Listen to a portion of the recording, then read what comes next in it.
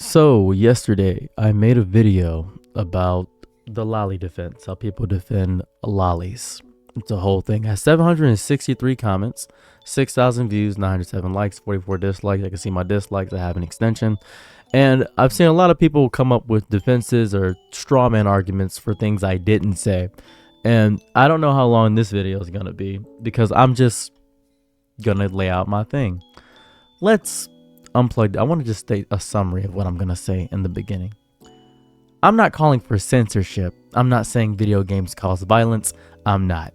I'm going to explain my points in this entire thing I'm going to say. I'm going to be very clear and concise with what I say. So there's no room for misinterpretation. That's exactly what I'm going to do. So I'm going to unplug the moral panic machine for 5 minutes and engage a single brain cell. That's all I'm going to do. This isn't a defense. This is a carpet bombing. The conflation of two entirely separate concepts, the lolly trope and the reality of petite women. It is intellectual laziness of the highest order. It's the same species. You're the same species of dumb that gives us the video games cause the violence thing. I am going to draw a line in the sand right now that video games don't cause violence. I don't know where you guys came up with that. First, the dictionary. A lolly is not a person. It's a narrative trope, a specific archetype constructed in fiction. That's what it is. Its core identifiers are not just a small body, because that's not the small body isn't the thing I have the biggest issue with. I've been with women with small bodies. It's the childlike mindset, the naivete, the dependency, a presentation of innocence meant to be curated and often, it's a fantasy construct, a set of exaggerated characteristics assembled in a writer's room or an artist studio designed to invoke a specific and often problematic response. That's what a lolly is. We see this in Seven Deadly Sins with Elaine, who is Bond's mate. We see this in many, many, many shows. We see it all the time. Now, people have brought up, they say, oh, what about Tatsumaki? Tatsumaki from One Punch Man is mature. Rukia from Bleach is mature. They do not act like children. Tatsumaki is stubborn and bratty and is bordering on that, but she does not act in all her capacities like a child. That's the thing. Now, a petite woman, a real breathing human, she is an adult. She has bills, opinions, a fully formed prefrontal cortex, and a life history that likely includes voting, heartbreak, and a deeply considered stance on the optional crunchiness of peanut butter. That's what I imagine. Her stature is a genetic lottery result and a simple fact of her physical being. Just because she's short doesn't mean she's going to act like a child. That's what I mean when I say lolly and petite women. Petite women exist. It's a body type. But the actions of the lolly are the part that baffles me. That's what it is. I believe the catastrophic failure of logic occurs when people see a small structured or small statured fictional character and scream, lolly! No. Here's the rub for you. If that small structured fictional character is written as a functional adult with agency, maturity, wisdom, cynicism, adult desires, adult problems, then the trope does not apply. You are not describing a lolly, you are describing a short queen. You have confused the setting for the story, and you're dumb. I'm not stupid. So what you're saying to me doesn't apply because I'm not dumb. This is where the how they act part becomes the entire argument.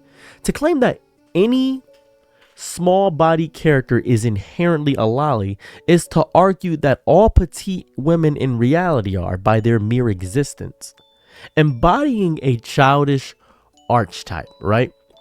Right? Embodying a childish archetype, petite women aren't doing that. It is a breathtakingly misogynistic reduction. It says you see no difference between a woman and a caricature. You're erasing her adulthood because she doesn't meet your physical criteria for it. So when I say I hate lollies, I am making a critique of a specific manufactured narrative trope that I find creepy and tiresome. I am criticizing a storytelling choice, not a body type. It is the difference between hating the concept of a zombie and hating people who walk slowly. One is a critique of a fictional monster, and the other is just is an asshole to pedestrians, to be quite honest with you. This is the polar opposite. The polar opposite of video games cause violence. That argument becomes a tool for the actions of a user. My argument is discerning the user's intent. I am not blaming the existence of animation for the existence of a creepy trope. I am blaming the writers and artists who choose to assemble that trope and the audience that unironically, uncritically consumes it. I'm criticizing the creator, not the medium. The point is precision. The point is intellectual honesty. Hate the trope, not the body. Critique the construction, not the existence. And for the love of all that is chaotic and holy, learn the difference between a fictional concept and a human being. I know this. I'm not an idiot. I'm not stupid. You know what's annoying? And what I deal with all the time is that you don't want to engage with the point. You're building a straw man village and you set it on fire for a victory parade. The most common retort is just pixels. It's just drawing.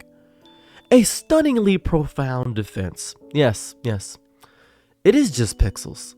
And Gone with the Wind is just ink. And a swastika is just shaped paint. You're 100%. We are a species that communicates through symbols. You magnificent dolts. The criticism is about what those pixels are symbolizing, what narrative and emotional payload they are designed to carry. Dismissing it as just pixels is the intellectual equivalent of a child putting its hand over its ears and screaming. Some people have used Berserk and say, well, Guts' character arc is really important because he was attacked when he was a child. Yeah, that's important. I agree. That is important for the narrative. I 100% agree. That is. I'm not against that. I'm not trying to censor anything. You're dumb. Your grand straw man is, so you're saying we should ban fiction? No, you absolute walnut. I am saying we should have the bare minimum courage to critique fiction, to analyze it, to hold it to a standard. The leap from this is a creepy and lazy trope to therefore it must be outlawed is a chasm of bad fate so vast you could lose a civilization in it. It's a preemptive victimhood complex, a shield against any form of critical thought. You're not being persecuted, you are being disagreed with. Learn the difference. You know, if you're having you always read the slippery slope argument. If we criticize this, what's next? Banning taxi drivers for violence? Censoring Lolita the novel? This is the argument of someone who has never understood art. Who can hold up Lolita, a brilliant and horrifying novel that uses its subject matter to explore the psyche of a monster and the devastation he caused, as a masterpiece. We can simultaneously critique low-effort anime where the joke ends and begins with, haha, she looks 9, with zero narrative purpose behind pandering, context, intent, execution. These are words. Learn what they mean. And here comes the classic defection. What about violent video games? You don't see people saying that makes you violent. You have precisely inverted my entire point. I am explicitly arguing against That same brain dead correlation equals causation logic. My entire thesis is that criticizing a fictional trope is not the same as claiming it causes real world actions. You are using the very action, the very argument I am dismantling to defend yourself. You have absorbed my position, vomited it back up, and you are now trying to feed it to me. It is breathtaking. Then there's the pseudo-intellectual retreat into relevantism. It's just Japanese culture. You're applying Western standards. Okay, so first off, that's both racist and incorrect. Let me explain why it's racist. It's racist because it infantilizes Japanese culture. Japanese people have the same access to all the information we have, framing it as a monolith that cannot be critiqued. Japanese culture, Japanese work culture sucks. That can be critiqued. I can tell you that right now. Western work culture sucks, but it's not as bad as Japanese work culture. And it's incorrect because there are massive, ongoing debates within Japan about the portrayals of young people in media. This isn't a cross-cultural war. It's a global conversation between adults who can think critically and those who hide behind their fabricated cultural shield. The most fabricated straw man is the personal one. You just don't understand the character. She's actually a 1,000-year-old dragon. Congratulations. You have identified the exact core of the trope. You have named the magical excuse, the narrative loophole invented specifically to sidestep the ick factor. That is exactly what it's designed to do. The critique isn't about the fictional character's fictional age on a fictional birth certificate. It's about the design and behavioral cues intentionally chosen by the artist to make her resemble and act as if she were a single-aged individual. A single-digit individual. The 1,000-year-old dragon is not a defense. It is the confession. It is the admission that the childlike appearance is the entire point. The community, so often maligned for the wrong reasons, as a bizarre allergency to nuance. It cannot hold two thoughts at once. You can love anime as a medium, its artistry, its storytelling potential, its sheer creativity, and still point at a specific reoccurring trope and say, this is bad, this is lazy, this is creepy. Liking the medium does not mean you have to sign an oath to defend every single thing in it. That is a cult. Let me be clear, very clear. I am not calling for censorship, you donkey. It is a call for consciousness. It is a demand that we be better critics, better consumers, and less pathetic defenders of our own guilty pleasures. Have the guts to say, yeah, I like this thing, but I can also see why it's part of it is problematic. Grow up, think harder. The pixels aren't the problem. The lack of spine behind the eyes of people watching them is the problem. It's insane to me, because what's killing me, right? What's always killing me is that there's this grand timeless tradition of willful misinterpretation. The deep Olympic sport of putting words in my mouth so you can have this profound satisfaction of taking them out again and declaring victory. You are not here to listen. You are here to reload. You will hear my rant about nuance and straw man, and your brilliant galaxy brain takeaway will be, so you're pro Loli. All right, let me just roll back here because someone's going to comment this. No, you absolute existential car crash of critical thinking. I just spent 13 minutes building a fortified bunker to defend the distinction between a trope and a human being, and you've somehow concluded I'm flying the flag for the trope. You have taken my scalpel and used it to giving yourself a lobotomy.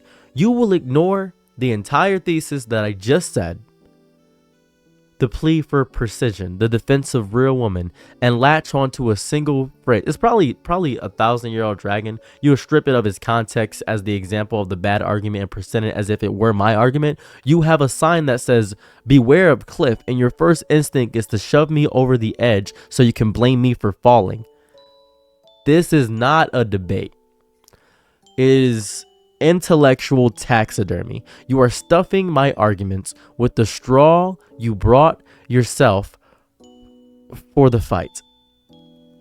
Posing the corpse and then winning the argument against your own grotesque creation. You are so desperate to be correct that you would rather invent an opponent than to defeat. You'd invent an opponent to defeat than engage with the one actually in front of you. You will accuse me of arguing in bad faith. You will use every piece of critical theory jargon you leaned on Twitter this morning to avoid the simple, terrifying act of grappling with a complex idea. It is easier to label me a devil than to consider the world might contain shades of gray that your binary morality can't process. You will do this because being right is your drug. The tiny fleeting hit of dopamine from a gotcha is worth more than you understanding than truth, than a good faith connection with another consciousness. You would burn down the entire Library of Alexandria if you could be the one to correctly identify the smell of smoke. And the most annoying part is your frantic race to misinterpret me. You will have proven my original point with a precision I could never achieve. You will have become the living, breathing embodiment of the straw man argument I am critiquing. You are not my opponent. You are my exhibit A. You are the punchline to your own joke. Quote me out of context. Build your effigy. Declare your hollow victory. I am not arguing with you anymore. I'm studying you. You are not a critic. You're a specimen. Now please get the hell off my stage. Adults are talking.